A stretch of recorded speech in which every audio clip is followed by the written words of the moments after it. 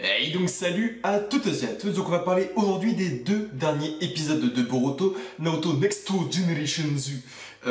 Donc épisode ouf, hein, on va pas se mentir, épisode carrément ouf, dont l'avant-dernier avec une animation plus que sublime.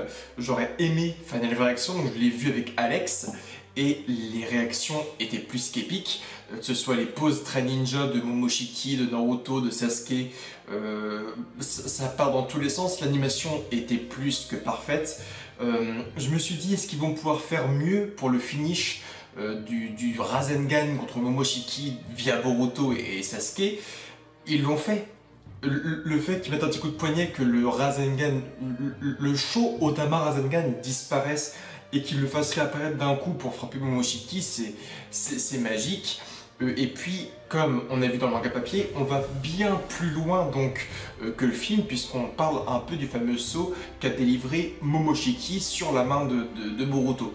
Donc, dans la globalité de tous ces deux épisodes, on a une bataille épique avec malheureusement les Kage qui sont rapidement mis hors jeu, et puis ces deux ninjas de légende, Sasuke et Naruto, qui font un travail de fou, que ce soit l'espèce de shuriken de l'ombre qu'ils balancent, en fait c'est Naruto qui est dedans, Naruto balance son Rasengan, sauf que de Rasengan c'est en fait Sasuke, les chaînes qui entourent Sasuke finalement ils se téléportent, enfin c'était plein de revirements de situation, donc rien que pour ça c'est juste un travail ouf.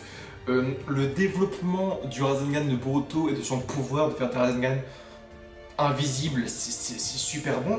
Et puis le dernier épisode est là pour lancer un peu les grands mystères de la série Boruto, c'est la fameuse phrase de Momoshiki qui dit: une fois que tu as donc tué un dieu, tu ne peux pas rester un humain ordinaire. Et Boruto dit: de toute façon je n'ai jamais compté rester et devenir un humain ordinaire.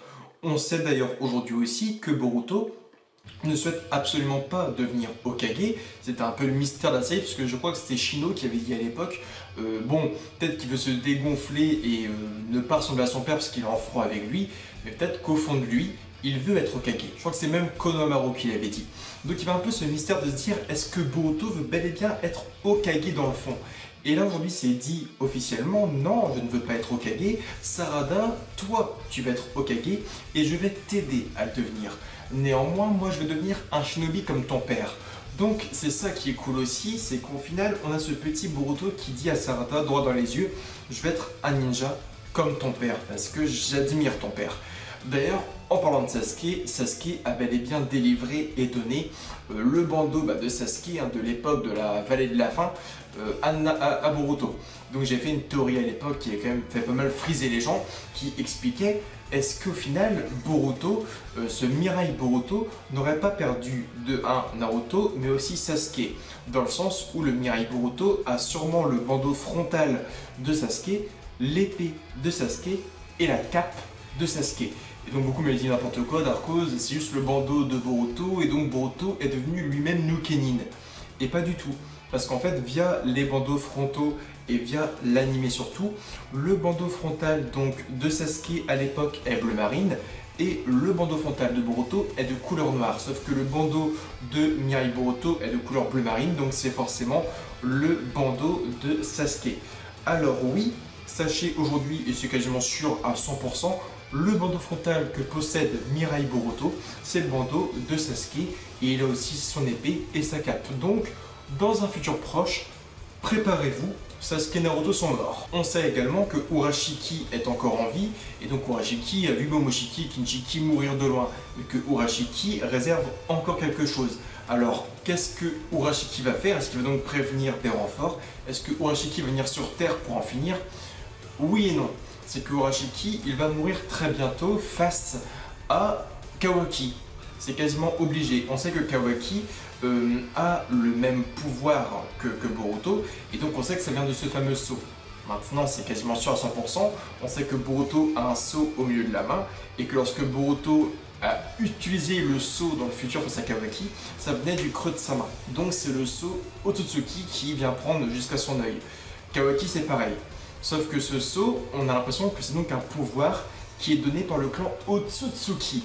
Donc c'est quasiment sûr que par ce biais, Kawaki va aussi affronter un Otsutsuki, et que lorsqu'il va l'affronter, ce Otsutsuki va lui faire bon voilà, hein, tu as tué un dieu, et quand tu tues un dieu, tu ne peux pas rester un gamin ordinaire. Donc il va poser le saut à Kawaki. C'est quasiment obligé. C'est l'une de mes deuxièmes théories. Une vidéo donc existe déjà à ce sujet, donc qui apparaît à l'écran actuellement.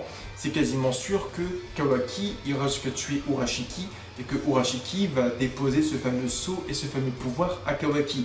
Tout comme Momoshiki, donc Gatai Momoshiki, qui a conféré son pouvoir à Boruto. Ça, c'est quasiment sûr. Donc déjà, le bandeau frontal de Sasuke, plus la mort de Sasuke, de Naruto, de Urashiki par Kawaki, et Urashiki donc il confère son pouvoir à Kawaki.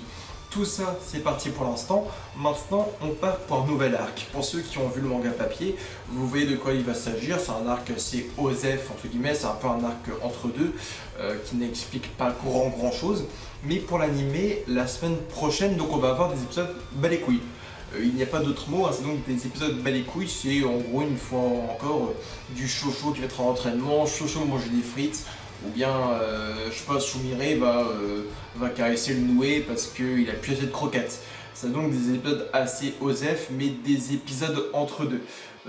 C'est pareil, c'est que Boruto, il a enlevé son bandage, donc on a vu son fameux saut, et à la fin, je crois, de l'épisode, il check son père. C'est que, pour l'instant, on dirait que Naruto n'a pas vraiment vu que son fils avait un sceau sur la main qui était lié à Totsuki. C'est que Sasuke parle de tout ça avec Boruto, en disant voilà, si un truc apparaît, etc., préviens-moi. Est-ce qu'il a pas mis Sasuke? Est-ce que Naruto est au courant qu'il a un sceau sur sa main? Est-ce que ce sera fait bientôt? Je sais même plus si le manga ça avait été fait, mais j'espère que tout ça donc va être développé très vite.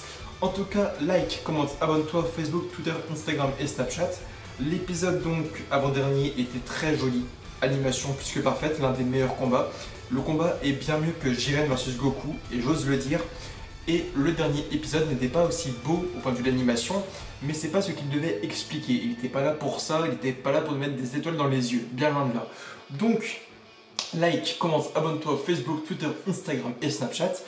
Et moi je vous dis en tout cas à très vite, à très bientôt. Diana.